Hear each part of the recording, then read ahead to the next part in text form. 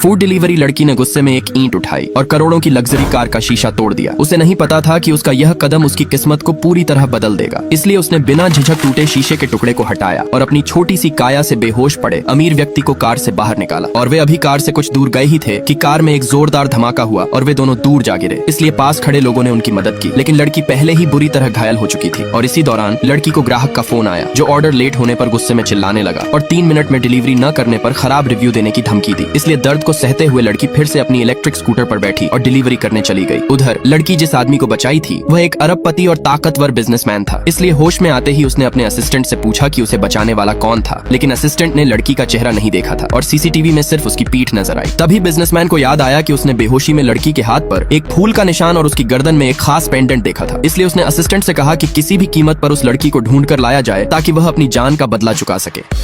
लड़की को अपनी आखिरी ऑर्डर डिलीवर करने के बाद पता चला कि उसकी मां की तबीयत बहुत सीरियस है, इसलिए वह तुरंत अस्पताल पहुंची, जहां उसे डॉक्टर ने बताया कि अगर 3 दिनों के भीतर 50 लाख रुपए इकट्ठे नहीं हुए तो उसकी मां का इलाज नहीं हो सकता। परंतु लड़की के पास इतने पैसे नहीं थे, इसलिए वह परेशान होकर जमीन पर बैठ गई। लेकिन तभी उसे याद आया कि वह अपने पुराने घर को बेचकर पैसे जुटा सकती है, इसलिए वह तुरंत घर जाने के लिए उठी। परंतु अस्पताल से बाहर आते वक्त उसकी टक्कर उसी बिजनेसमैन से हो गई जिसे लड़की ने बचाया था। इसलिए जब बिजनेसमैन ने उसके हाथ पर फूल का निशान देखा तो वह उस लड़की को रोकना चाहा, लेकिन लड़की जल्दी में थी, इसलिए चली गई। परंतु असिस्टेंट ने बताया कि उसने डिलीवरी ऐप से पता लगाया है कि लड़की अपने पिता शागवोडोंग के नाम से अकाउंट चलाती है। यह सुनकर बिजनेसमैन ने लड़की को ढूंढने के लिए शागवोडोंग का घर पता करने को कहा। उधर लड़की जब घर पहुंची तो उसने देखा कि उसके पिता को कुछ गुंडों ने पकड़ रखा है, क्योंकि उसके पिता जुए में 20 लाख का कर्ज लिया था, जिसे न चुका पाने के कारण गुंडे उसे मारने की धमकी दे रहे थे। इसलिए लड़की ने गुंडों से माफी मांगते हुए कहा कि उनका पुराना घर स्कूल के पास है और वह उसे महंगी रकम में बेचकर कर्जा चुका देंगे।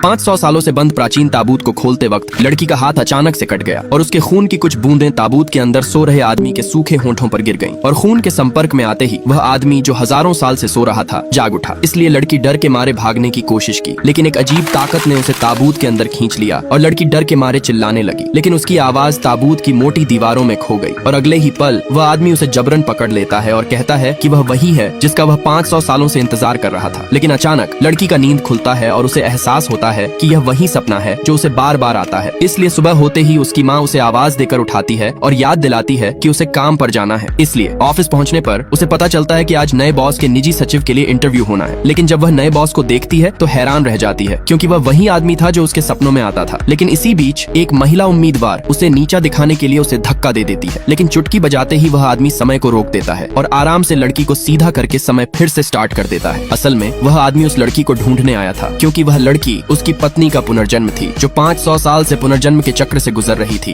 बूढ़ी दादी ने अपनी पोती को सड़क के बीचों बीच ले गई और जब उसने देखा कि एक ट्रक उसकी ओर तेजी से आ रहा है तो उसने जानबूझकर एक खाली बोतल फेंकी और पोती से उठाने को कहा और खुद सड़क पार कर दूसरी ओर चली गई। परंतु जब इस दृश्य को निर्माण स्थल पर काम कर रहे पिता ने देखा तो वह दंग रह गए। इसलिए जब बेटी ने बोतल उठाई और अपनी दादी को वहां नहीं पाया तो वह घबरा गई और इस दौरान ट्रक भी उसके करीब आ रहा था। इसलिए पिता ने यह देख बेटी को बचाने के लिए दौड़ लगाई, लेकिन चालक की थकान और ट्रक की तेज रफ्तार के कारण पिता और बेटी दोनों ट्रक की चपेट में आ गए और बेटी की तुरंत मौके पर ही मौत हो गई और पिता गंभीर रूप से घायल हो गए। लेकिन ट्रक के ठहराव के कारण दादी ने केवल अपनी पोती को ही देखा, इसलिए खुश होकर उसने तुरंत एक फोन किया। लेकिन यह फोन एम्बुलेंस को नहीं बल्कि एक तांत्रिक को, क्योंकि दादी ने पहले ही एक तांत्रिक से भविष्यवाणी करवाई थी और तांत्रिक ने कहा था कि उसकी पोती अशुभ है और वह पूरे परिवार के लिए खतरा है। और इस अंधविश्वास में आकर दादी ने अपनी पोती को अशुभ आत्मा मान लिया था और उसे मारने की योजना बनाई थी, लेकिन उसे यह अंदाजा नहीं था कि इस योजना में उसका बेटा भी मारा जाएगा।